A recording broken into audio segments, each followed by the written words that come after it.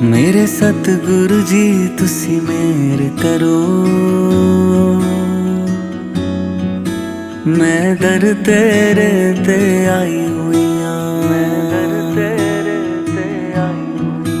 मेरे कर्मां वल ना वेखियो जी।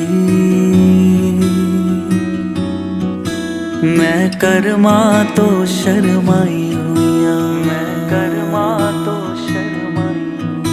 मेरे सतगुरु जी तुसी मेहर करो।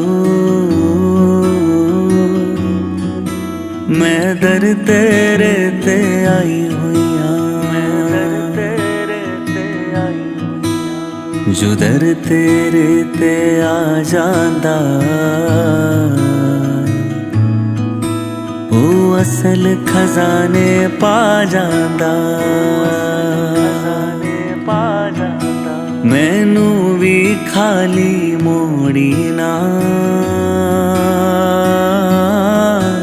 मैं भी दर ते